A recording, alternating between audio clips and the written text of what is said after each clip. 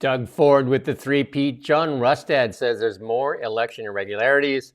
The American boycott is called for today in Canada. And there's an NDP MP that goes on an unhinged rant. And Mark Carney becomes a viral meme. And Trump says Poilievre is not a mega guy.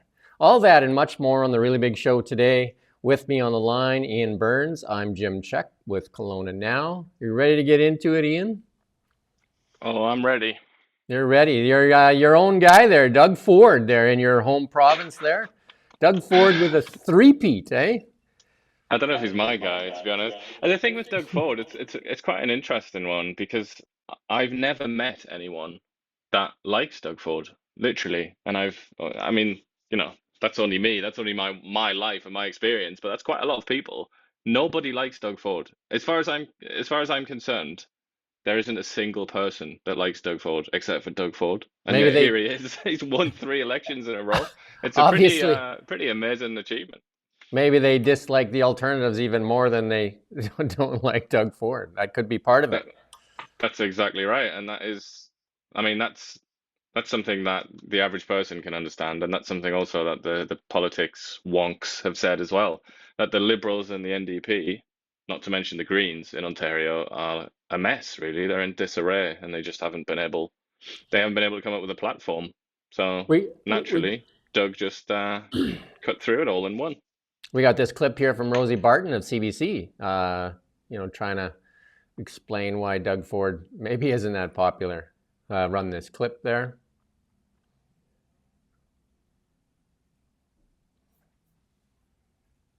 Yeah, I mean, listen, to the point I was making to the panel, I don't think that Doug Ford can look at this result and not take some sort of message from it. Yes, the message can be, people still like me. I have a mandate now to go ahead and deal with Donald Trump.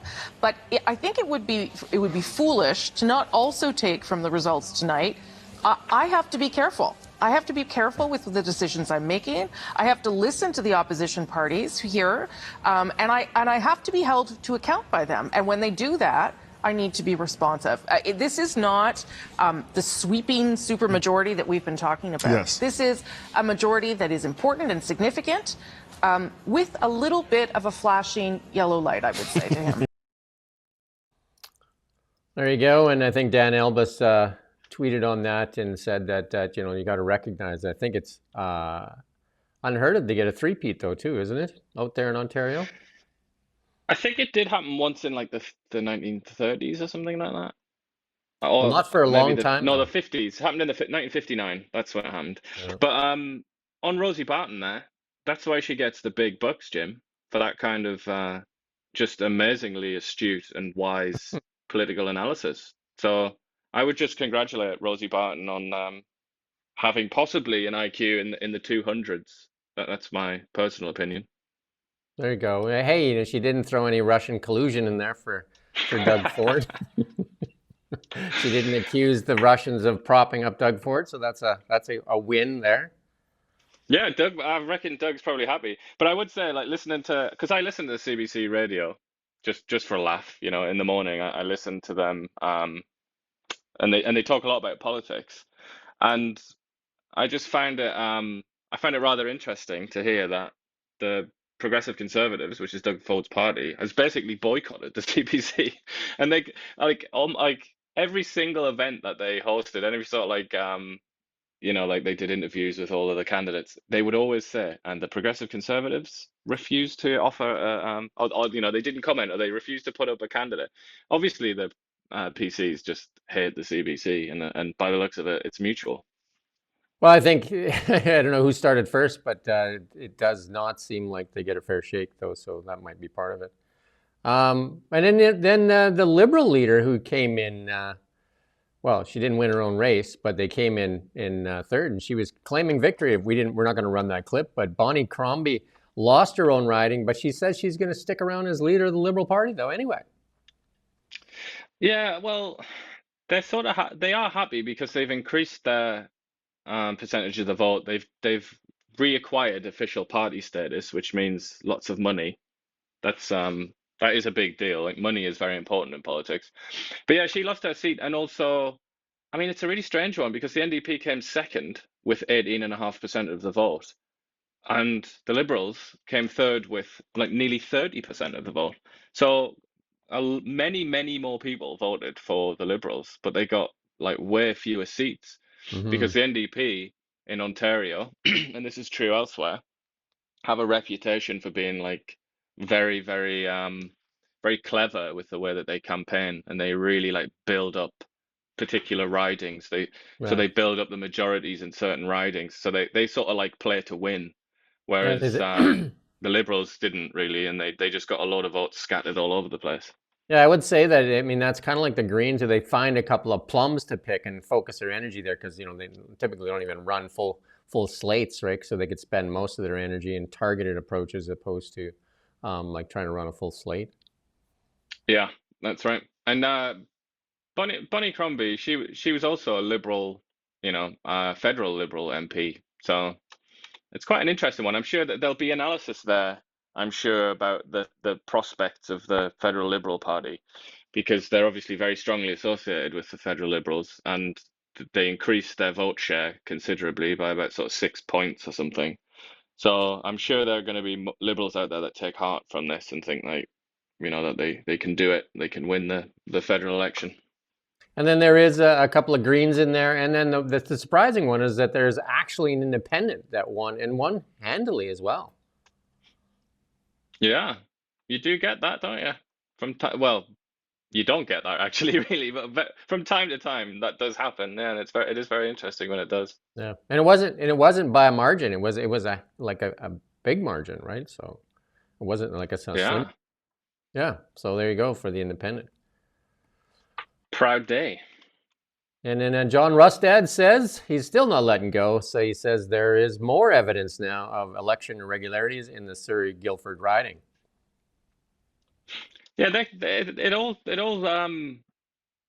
it's all based on what happened at a mental health facility, I believe it's being called. Kind of, it's a place for people with like drug addiction problems.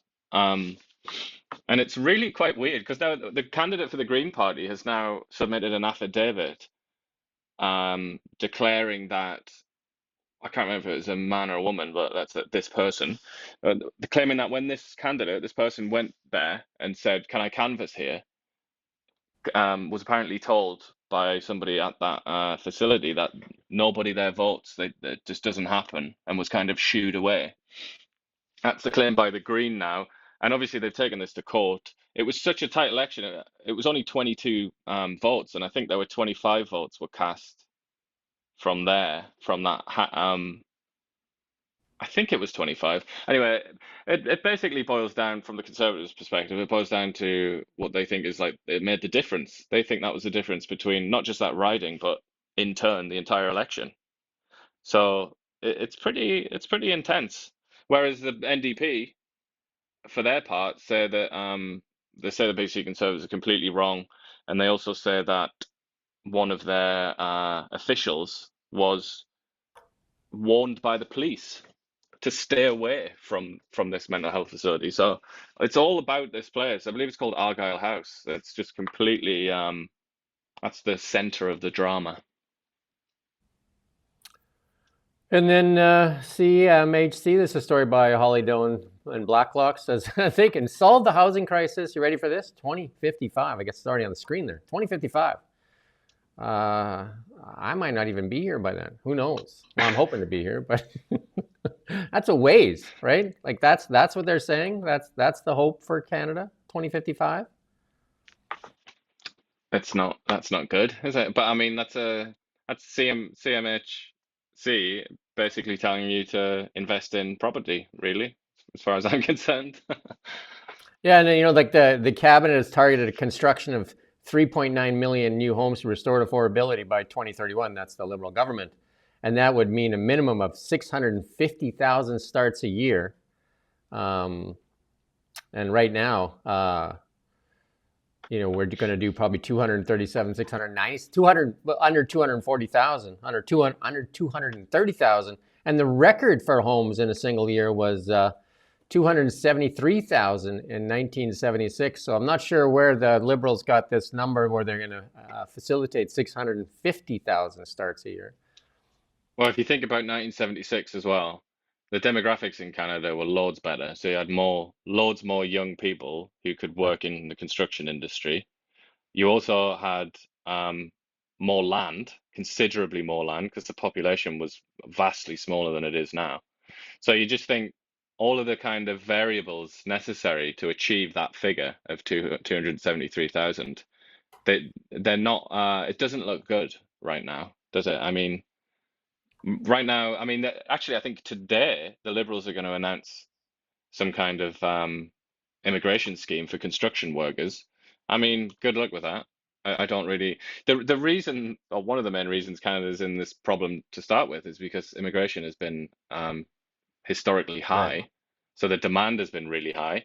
But their answer to really high demand is introduce more immigrants. But these ones can work on building houses for immigrants, I guess. And then you also have to look at the land. Like there's a lot less land available now, and there's a lot more NIMBYism now too. It's a lot harder to get things built now, and a lot more expensive. So Yeah, it's not in their favor. one of the bigger comments in there, like it's the current development rates. It's also research showed planning and obtaining municipal permits took about twice as long as the actual construction of apartment buildings or townhouse rows. So it's just hard to get permitting. We've seen this in Kelowna. I've done an interview with a home builder here, and so it took a year and a half to get just a permit to build a single family home out in Lake Country. And as he said it, well, there's nothing really unusual about it. Just that slow. Yeah, and that's everywhere. That's just all over Canada. Almost every single city, really. So maybe they'll have to change the definition of what constitutes a home so that they can get these 650,000 starts a year. And they've already fell behind in their plan to do this, right? So I mean, it's easy to talk up a number, but solving the housing crisis by 2055, does that mean we have to keep the Liberals in power until 2055 to see if their plan actually works? Just one more election victory, please, One more. Canadians. We'll do Give it this us time. give us 3 more decades. We're bound to get this right. Just one more generation, and we'll do it. Another Holly Doan story from Blacklock's. Again, you can subscribe to their work. They have a paywall there. $314 a year, well spent money.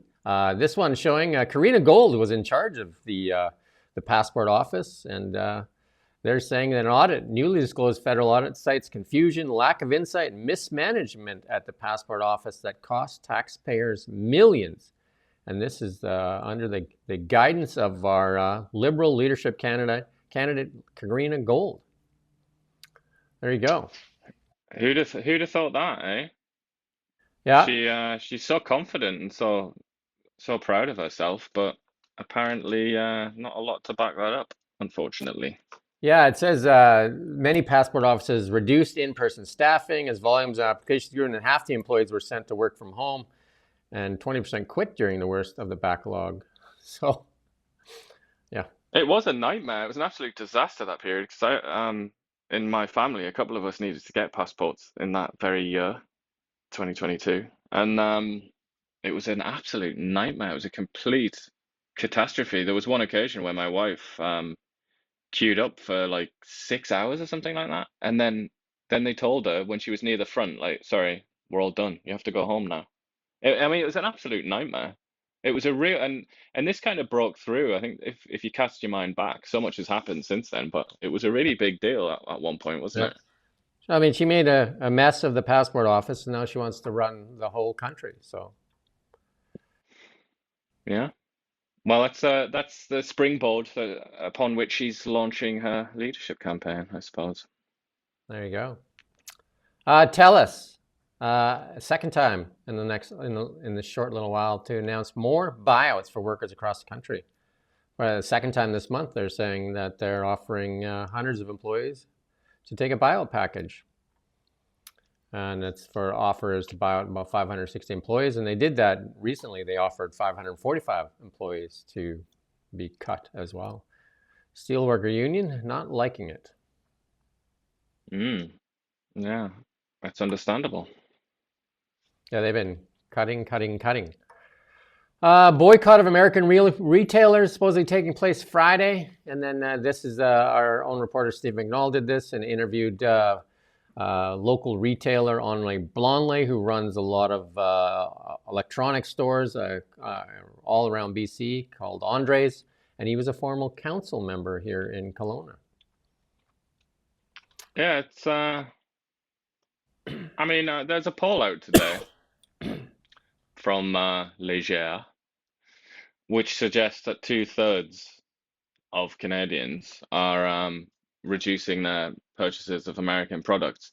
And that sort of rings true to me as well. I mean, just the people that I speak to, it's definitely happening. This is not just like media hysteria. It's not the media trying to make something out of nothing. Like this really is happening. So it'll be interesting to see if that has any effect on the politics in the US or on the bottom line of these companies.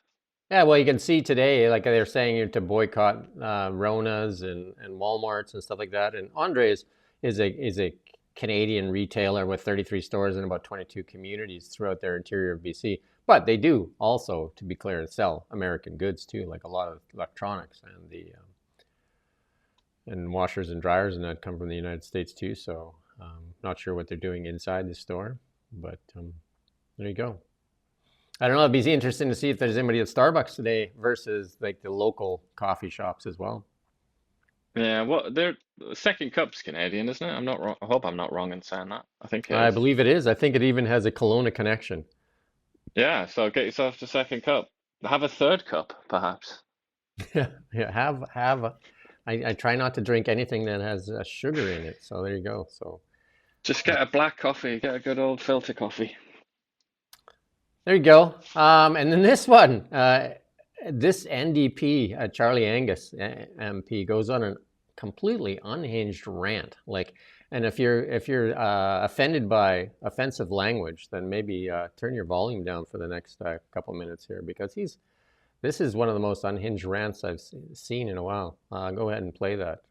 Hey man, how you doing? We got some questions. We certainly do. We're glad to see you here. We're hoping to see some progress. A little bit of a photo op here. And we're hoping that we're going to see some peace forthwith. Absolutely. As soon as Putin is put in jail as an international war criminal, we'll get all the peace you want. We're not going to have peace until then. What, you support war criminals? Go ahead. I want the support war to stop. criminals. Yeah, Is that go what you're on. saying? Fuck off, Putin troll. Dude, Putin I have troll. nothing to do with Putin. I Yes, have you to do do. with... If you don't stand with Ukraine, then you're a fascist. Okay, so don't waste Do you my think time it's talking do you to think you. it's right to the fish- camera again. Do you think it's fascistic to threaten to take away Canadian citizenship because you don't agree with their political leaning? Yeah, no, you got Do you think that's appropriate? Yeah. What- Convoy trolls. What about political violence, sir? You're a well-known supporter of Antifa. I have been the victim of Yeah, this. you know Antifa? Yes. My uncles fought fascists all over Europe. They'd fight your fascists. So you support the violent Antifa mobs in Ottawa. I have been the victim of violence from them. I was jumped. Because you're a moron. Because I'm a war. So you're saying I You're a deserve the Putin violence troll? from No, I Antifa? think you're a I was Putin jumped, troll. robbed, and beaten. Ooh, you're a Putin troll. I was jumped, robbed, and beaten. And if you want to go watch the full thing, you can go find it online there. But it's just more of the same. Not very honorable behavior, really, is it? I'm surprised that hasn't broken through into the main. Well, I'm actually not surprised that it hasn't broken through into like CBC and the like. They actually have a story at CBC on that very man, Angus, but it's not about that. It's something. It's about I think it's about one of the petitions that he's sponsored. One of the Yeah, ones, he's sponsoring against a Trump. petition to remove Elon Musk's citizenship. And like I'm surprised that the NDP leadership is not calling for his resignation because that is not professional behavior by any stretch of the imagination. Well, who's the leader of the NDP? It's the guy that squared up to That's you right. know, a random guy outside of Parliament and Wanted to said, fight. "Do you want to have And- a fight?" Yeah. So and I that's mean, the I s- guess he's probably going to be promoted for this.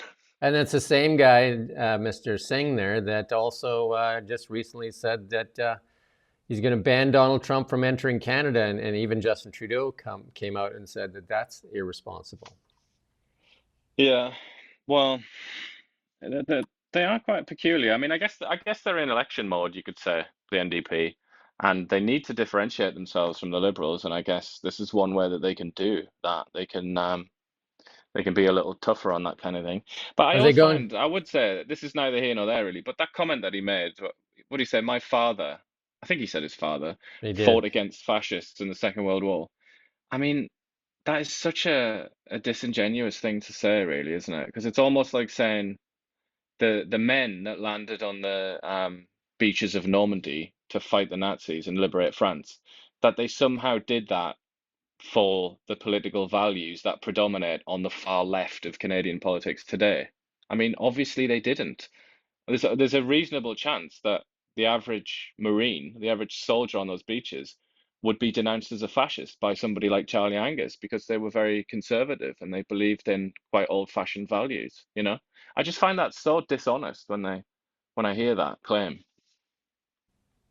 Yeah, no, it's completely unhinged, and like that doesn't look good for Canadian politics for sure. I mean, it's actually quite, in my view, embarrassing to be acting like that for anybody that is in any kind of professional position, especially when you're representing people to act like that.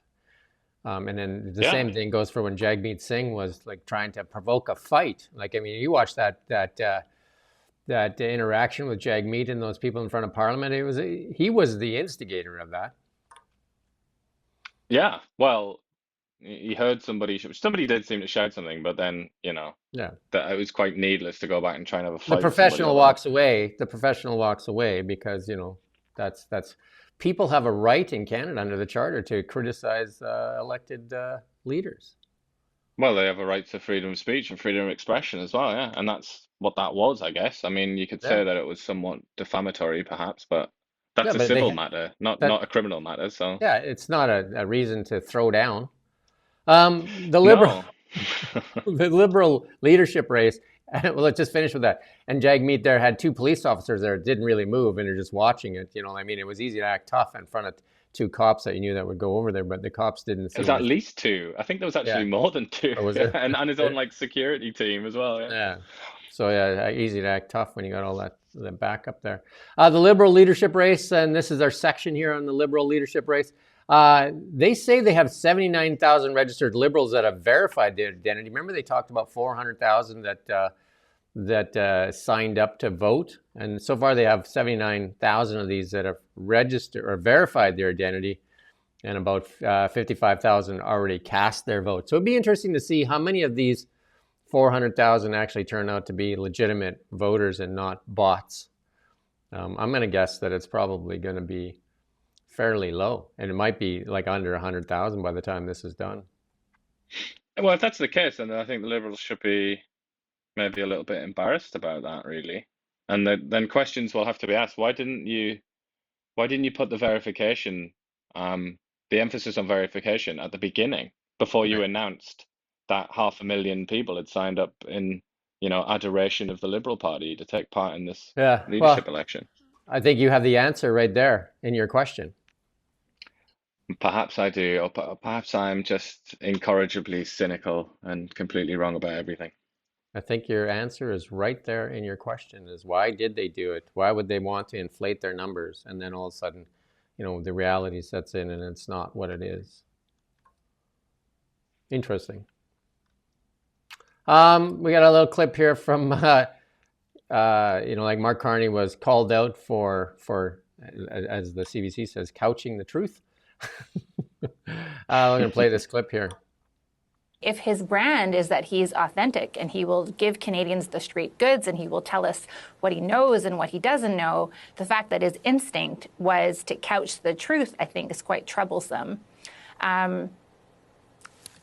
But maybe that's the one thing they actually told him to do. I don't know. The other thing that really troubled me, frankly, was his non-answer on Bill 21, that his campaign team has also declined to answer. So I feel like there's a lot of vagueness that is emerging out of the Carney camp that should be a warning sign, also including how he doesn't know how much groceries cost. So there you go. Liberals couch the truth, conservatives lie. Is that how it works? I guess so, yeah. That is funny, that point. I don't think we've talked about that. That was in the French debate, wasn't it, where they asked about the price of groceries. And it was Yeah. like, it was a really funny response. I can't even remember if it was actually Carney or maybe also our excellent friend Frank the Tank Bayless as well. I think it might have been him. But the response was just, I don't know. I don't buy the groceries. I just thought that was like good for you. Like it was a pretty honest response. I have people that do that Yeah. stuff.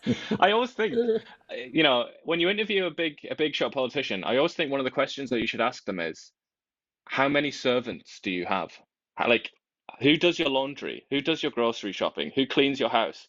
Because these people pretend that they are like ordinary, like, they're just like Canadians, and they'll show you the picture of them when they were kids and had no money. And they'll talk to you about when they had a minimum wage job back in 1965 or something like that.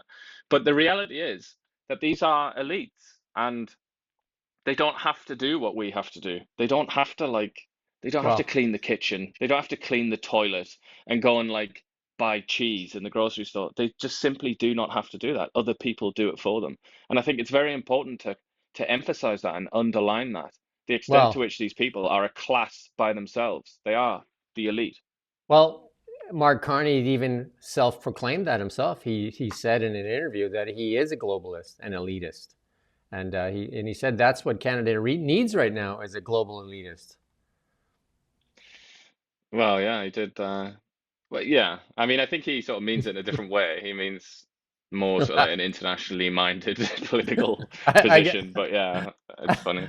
Well, you know what? If the shoe fits, there you go. Ruby Dalla Yeah. not letting go. Ruby Dalla saying that like she got more views than the her views she got 50,000 views on her real debate with a podcaster, and the friendly family group chat only got under 9,000 views. There you go. And Yeah. P.S. she wants that money back for the people that donated to her campaign to go back to the hardworking Canadians that donated. What do you think the chances of that happening are? Probably rather slim. I We mean, should the look. thing is, if it's going to go to court, then the money off the bat, the retainer will probably be double that to a lawyer. So I mean, that would just be a money pit as well, wouldn't it? If they wanted to take it to the courts. If I So would, if that bets on the poly markets, I'll put money that she never sees that, or the people that donated never see it. yeah, I think that's gone. Thank you very much for that donation to the Liberal cause. Yeah. Large number of public servants in the biggest departments breaking work from home rules. And that, like a lot of that attention is probably being focused now because of what's happening in the U.S. when they're saying there's a lot of people that have second jobs and doing something different. So now it says a large number of federal public servants are breaking Ottawa's rules by working from home more than twice a week. 31% of the Department of National Defense workers turned up the office 3 times a week. There you go. That was December, so they had a good December at the Department of Defense. It's really fortunate, isn't it, that there's nothing particularly big going on right now in the defense world. Otherwise, that would be quite sort of So yeah, so sketchy, wouldn't it? just 31% of them actually came to work in December 3 times a week. 3 times a week. Defending Canada from the sofa. Yeah, and I have a friend that works in one of the, I won't say which department, but she works, and they were finally ordered back to work. She said it was like almost like a riot in the office because people were screaming and saying they don't feel safe, and then being forced to come to work 3 days a week was unreasonable.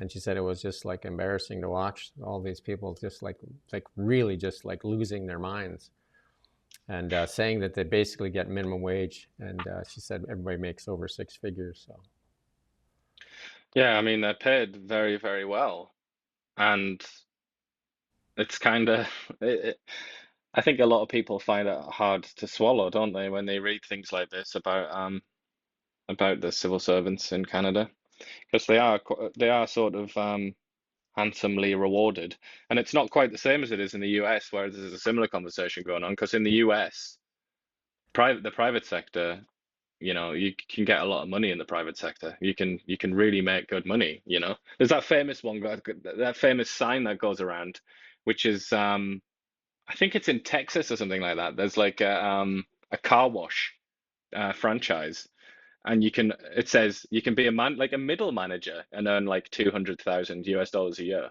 It's like, can you imagine anything like that in Canada? It's inconceivable. Whereas in Canada, often like the disparity is the other way. It's public sector jobs are the ones that pay well. So I think it's only fair that they should be scrutinized for that sort of thing, I reckon. And then even the more interesting point of this, the Department of National Defense. This is the office workers. Only 31% turned up for their 3 days a week in the office. I wonder how many soldiers got to make that same kind of choice. The ones that get paid, under $40,000 a year. Yeah, that would be an interesting email to receive, wouldn't it? As like a general or something from a private, just saying, I got to work from home today. Yeah, I'm going just to do my grenade training in my yard.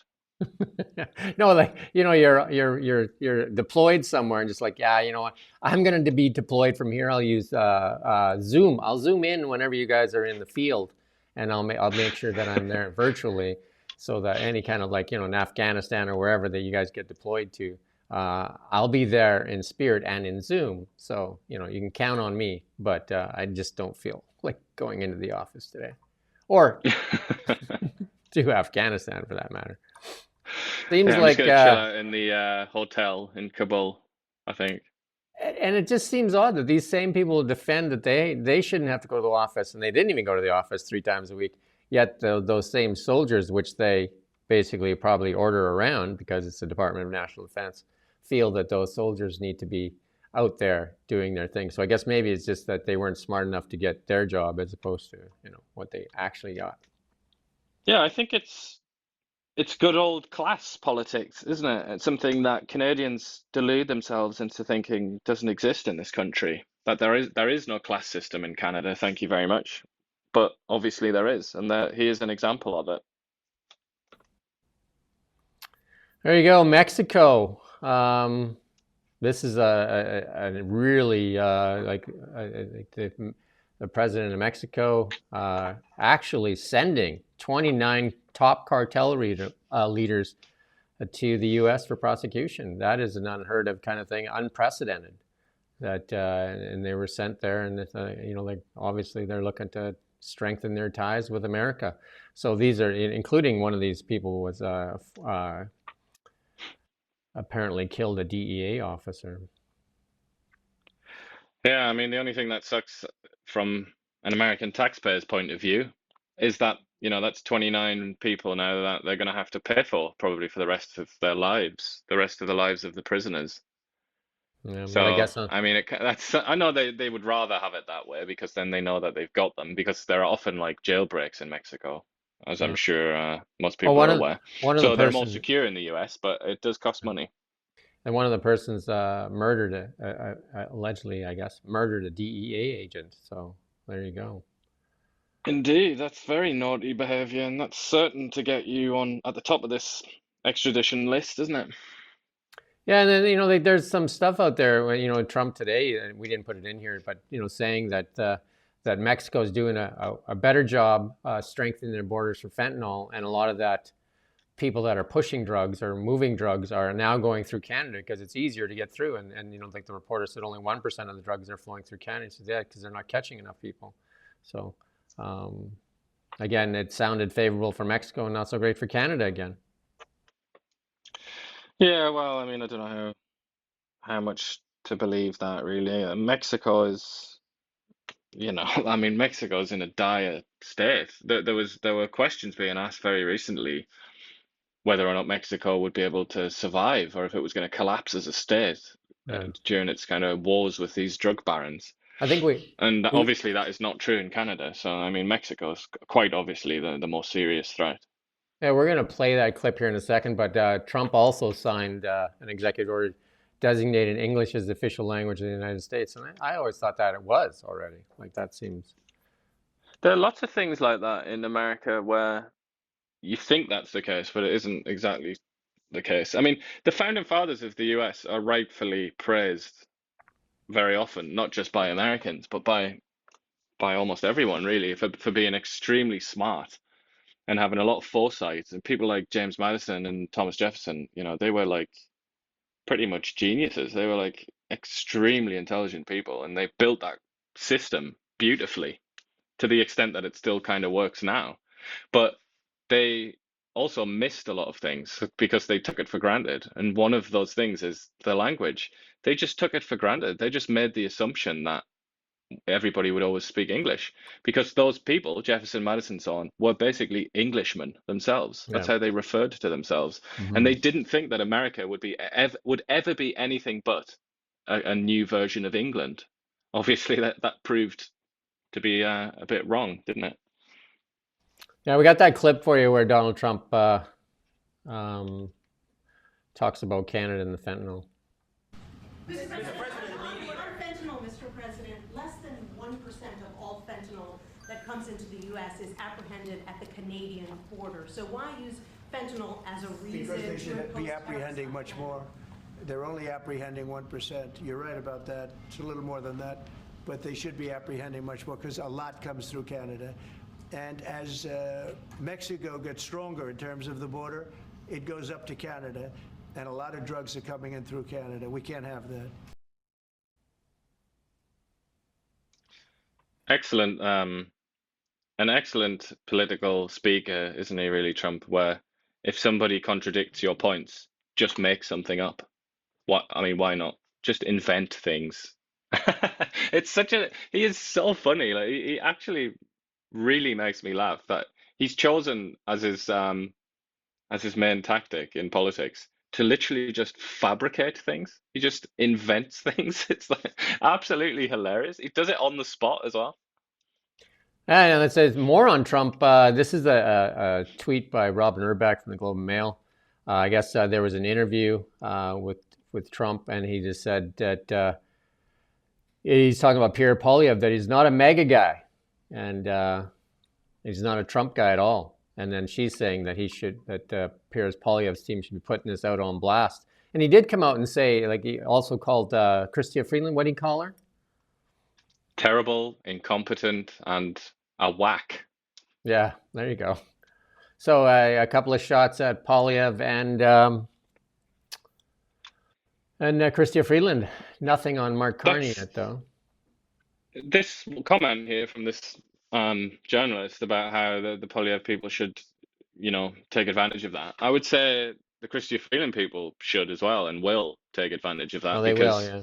She's been doing it all the whole time. Because obviously that's a kind of backhanded compliment to her as well, isn't it? It's like she got under his skin and she's very proud of that. So one of our listeners there was talking about Trudeau's groceries, and we got that tweet there for you. Like Trudeau billed taxpayers about $1,500 a week for groceries, and he's a single guy, no?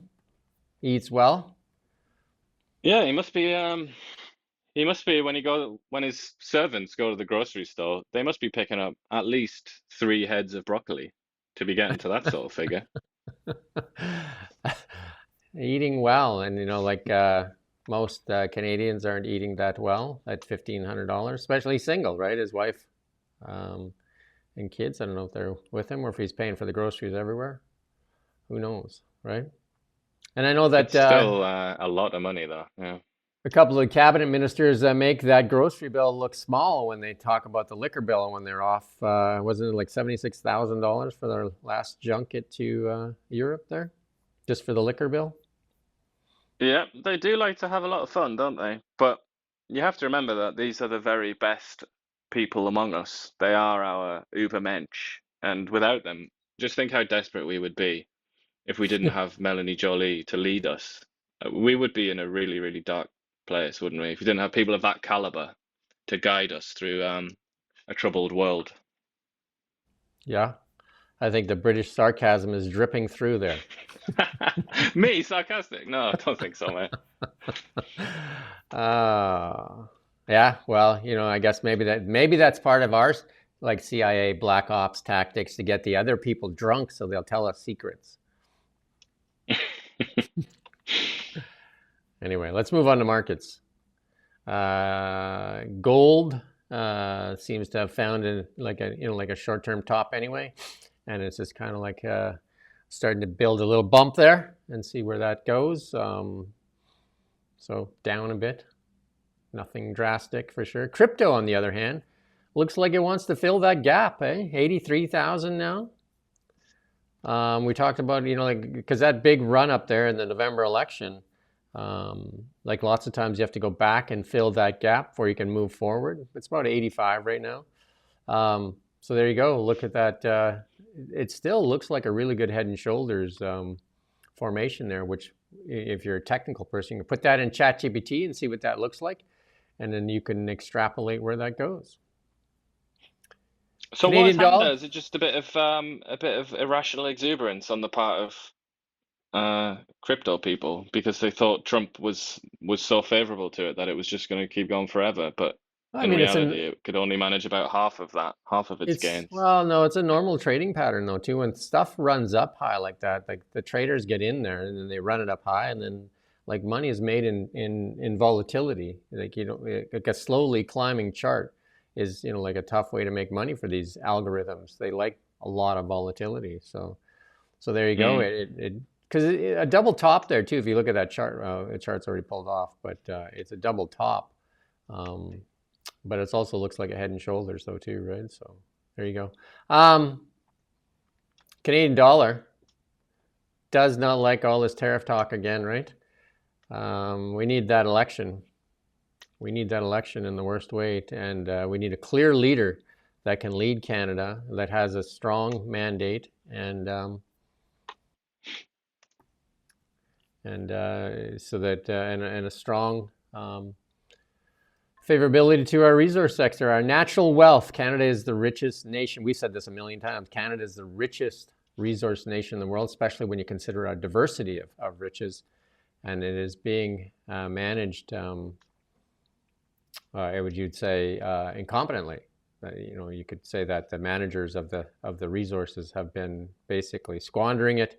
And the other thing we say quite often is energy is a basic human necessity in everything we do, and it's being taxed like it's a luxury.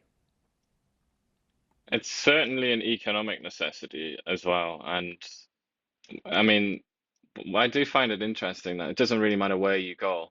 Bloomberg, Financial Times, even like The Guardian and the sort of like people who are like I would consider to be basically cranks on the distant far left, they all acknowledge that energy is necessary to have a productive How can you not? economy, Right? and a flourishing economy, because they've all done ample stories on Germany and the state of the German economy, which has tanked, and the Germans have lost a lot of their primary industry and a lot of their value-added industry because of high energy prices. I mean, we've been subjected to this since Putin invaded Ukraine in 2022, and the energy prices shot up, gas prices, oil, everything.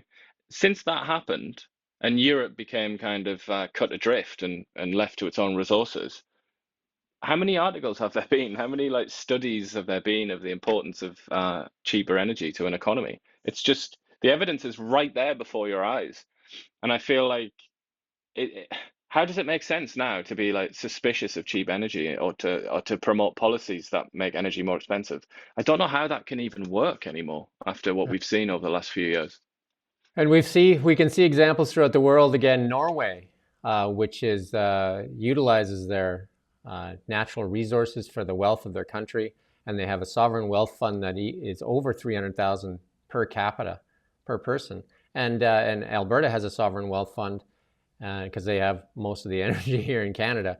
And we've been, the Canadian government, and even in BC, we tax energy like it's a luxury.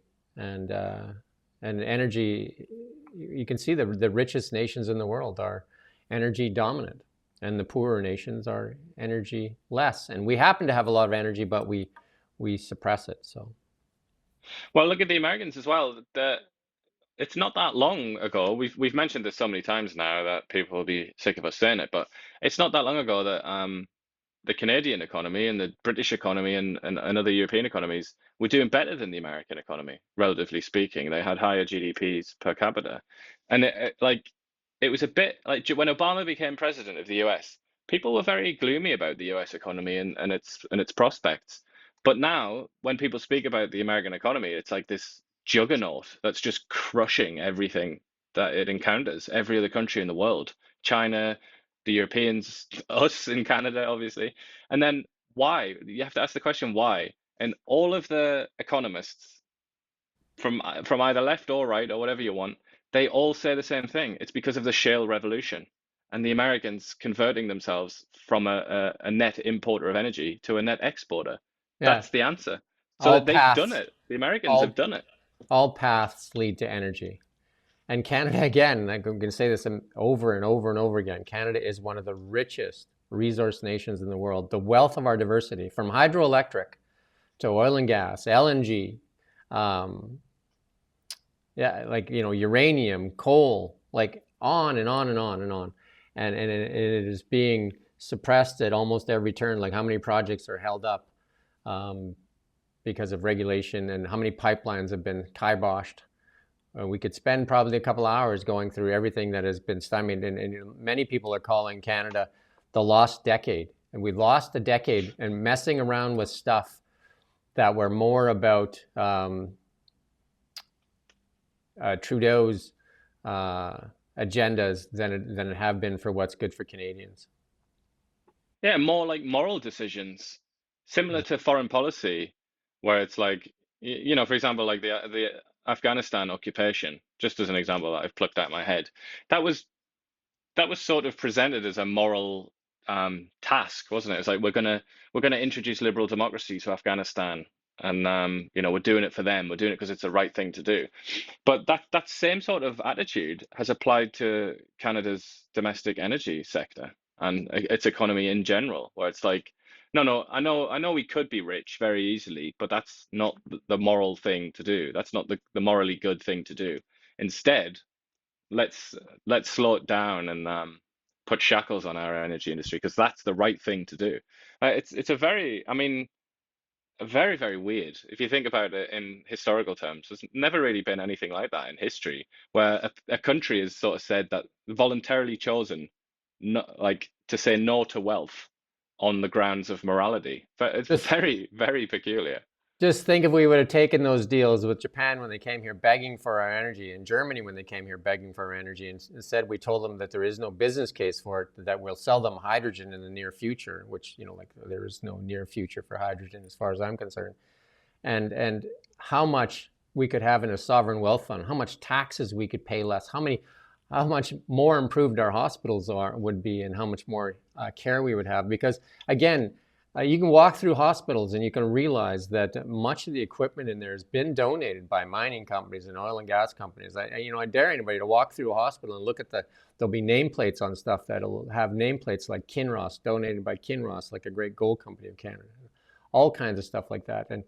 And we forgot that the TSX was a resource sector stock exchange. Now it has some banks in it, but Canada was built on resources. And we've forgotten that. The current government has forgotten our roots and our prosperity.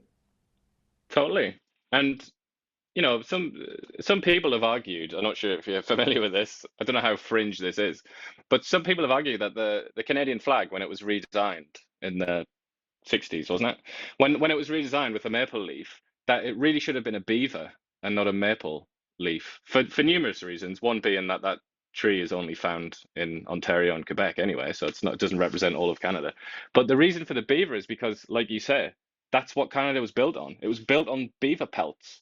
That's why we're here now, really, isn't it? Because there were lots of beavers in Canada, and the Europeans wanted hats made out of beaver fur. So that's what started it all off.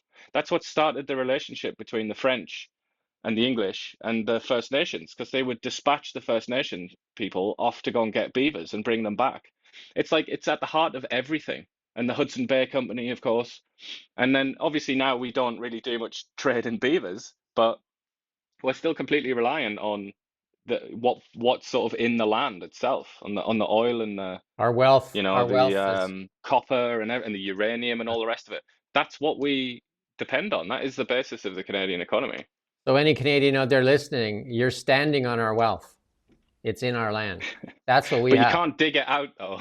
You're Yeah, not allowed to but do that. that's what we have. That's what Trump can't have, or you know what I mean? Like that's what Canada has that almost every nation in the world wants. So that's our strength. So we need somebody that knows how to capitalize on that strength and not suppress it and working on some globalist agenda. So let's move on though, because we could spend a long time there.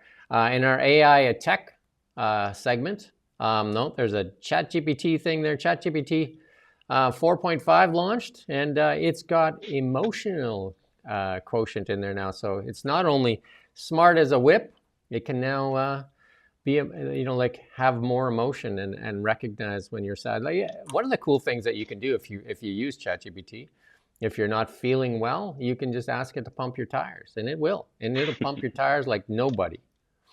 Every morning you can say, "Hey, how about pump my tires this morning?"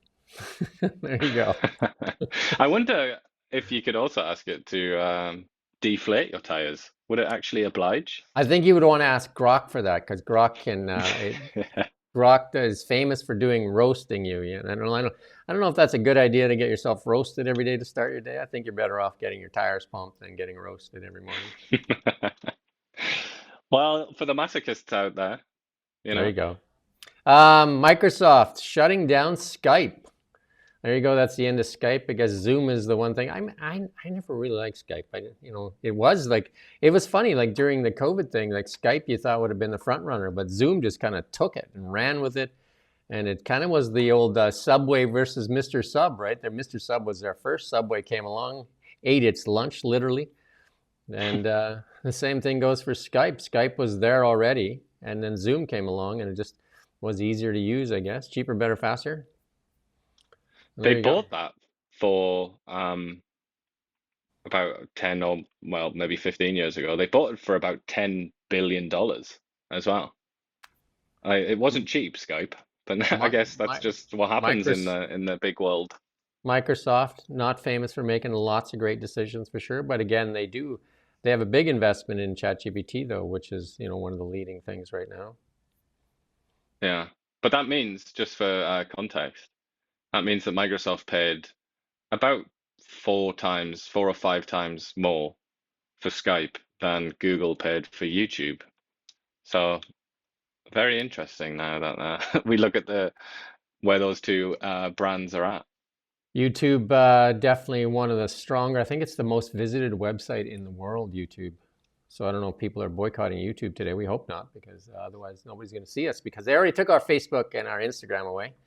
And we're still fighting that. We actually sent a letter off to the government saying, like, during this election cycle that's coming up, we know that the Liberals are going to be advertising like crazy on the Facebook and Instagram, and our news will not be able to go on there. Like any other news outlet will be banned from Facebook and Instagram. Yeah, so the Liberals created a law that Facebook said they hated, and Facebook said, we're going to take news off Facebook and Instagram in Canada if you pass this law. The Liberals then passed the law, and then Facebook promptly removed news in Canada. And then the Liberals said, you're destroying democracy, you're evil, you are the devil, etc., etc. And then fast forward a little bit, the Liberals are spending hundreds of thousands of dollars, at least hundreds of thousands that we know of, on Facebook. On the evil what a funny empire. old world it is, eh? And the journalists that they say they're supporting, like us, have been crippled, and had our revenue crippled and our traffic crippled, because independent journalism is what they support. But what they really support is the CBC, and even recently said they're going to double the budget for the CBC, and independent outlets like ours can figure it out. Yeah, I think at the end of the day, who they really support is themselves. I mean, and anybody that can help them help themselves, that's who they like and that's who they support. think that's pretty evident. In our EV section, we're going to go quick here because we got something really cool at the end, so don't leave because there's something really funny at the end. In our EV section, Kia, it's got the electric vans coming out, and they got like 3 styles of these things, and they're basically going to be commercial vans, and that's going to be a huge market, these commercial vans, because a lot of companies. I watched the thing with Rethink X, and it says these vans will last 4 times as long as a gas-powered van. So there you go, and less maintenance. And then Motor Trend, best tech for 2025 is the Hyundai Ioniq 5, and it says there's a cool interior shot of it too. It looks like a cockpit of the next shot there, Rommel. There you go. It looks like the cockpit of some kind of fighter jet there. It looks like a lot of buttons going on, whereas in a Tesla, there's like hardly any buttons. But this looks rather confusing. But hey, they love it. And here we go. Here's the most excitement that you're going to get today. Because Mark Carney has been accused of stretching the truth, or what's that, couching the truth, and then even claiming a lot of things. And so like there's this viral meme going out there right now, and with Mark Carney with AI. And this is him claiming to score the golden goal at the 2010 Olympics. There's a whole bunch. Discovering fire. There's another one here where he, 1993, if you click to the next one, he hit the home run to win the World Series for the Toronto Blue Jays. And the National Post did a story on of all these claims that he's made that, that are not exactly what you call couching the truth, or what's the politically correct way to say it? Is there one? I suppose uttering a falsehood, uttering an untruth, exaggerating your. There's some really funny ones out there actually, and there's some ones where he was actually a part of the Gladys Knights and the Pips. If you go search on it, you're gonna find it. Who knows? Who knows what the future is going to hold? Because if the Liberals win, maybe their project will be to change history, and none of us will know the better. And this is like maybe Google. Mark Carney will indeed have scored the golden goal, and everybody will know that as a fact. Maybe he will team up with Google and rewrite history, and then we'll just have to accept it as true. Yeah, and if you dare contradict those claims, then perhaps you'll be arrested for fascism, and Charlie Angus will come and torture you in prison. Yeah, there's some comments on there saying that independent journalism is the future, and I agree. Outlets like ourselves, we don't get any funding, so everybody knows that. We get 0 funding from the federal government. So that's why we can be a little more, I guess, free of what we say. Well, if they take their knee off our throat, that would be great. Give us back the Facebook and Instagram that we earned that audience over 10 years serving our community, and they took that away from us, supposedly to help us. Not sure how it helps, but 3 more outlets are closing in the Lower Mainland here in May, I think. Burnaby Now, and I can't remember the names of the other 2 right now. They escaped, but there's 3 outlets, all Glacier products, that are closing down there. And again, you can pull up the stock charts of many Canadian media outlets, and they look pretty bad. And the worst thing is that Canada is Canada, like they said they're talking about Support Canada right now, is funding many media outlets that are American owned. Like a lot of those newspaper groups are American owned, and they're getting the journalism credit, and they're funding American companies for journalism and taking outlets like ours and basically choking us off. So there you go. It's America first, isn't it? It's somebody first. It's sure ain't us. We do thank you we thank you for all the comments. Lots of comments today on our YouTube channel. We thank you for that. We hope that you share this and pass this on. And we're also streaming now on a different Facebook account till they catch that one and shut that one down too. We're on another Instagram account, not our regular account. We're on TikTok and we're on X. So if you could follow us in those different places, we have a newsletter that goes out 365 days a year before 7 a.m. and we generate news. We've got the most experienced newsroom in the Kelowna area. And so we appreciate you, and we wish you a happy and great weekend. The weather's great here in Kelowna. We can see that we have that live traffic shot in behind us here, and traffic's flowing quite well throughout the Kelowna, central Okanagan here. And how's it looking in Ottawa before we let you go, Ian? We're just about to have 20 centimeters of snow on top of the sort of 60 or whatever it was that fell last week. So joy to the world. Everybody's very happy about that. So make sure you go get a snow shovel. You don't have to go buy it from a non-American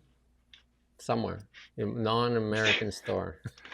Yeah, I'll have to boycott every store around then, basically. Yeah, that's what I'm saying. Like it's I don't know how that like that is like what we should get is politicians that don't go on unhinged rants. Like they're just irresponsible. Like Jagmeet Singh and also Charlie Angus. Like they're great examples of how not to act, right? And let's put Chrystia Freeland in there as well, and her unhinged rant about getting nuclear weapons and forming a new NATO. Ridiculous. Anyway, we wish you a great weekend, and we'll be back here Monday. We're here every morning at 9 o'clock, Monday through Friday, with our really big show, and we hope you enjoy it. And we love feedback too, so if you have anything you'd like us to say or do differently, we'd appreciate the feedback. Again, thank you for watching Kelowna Now.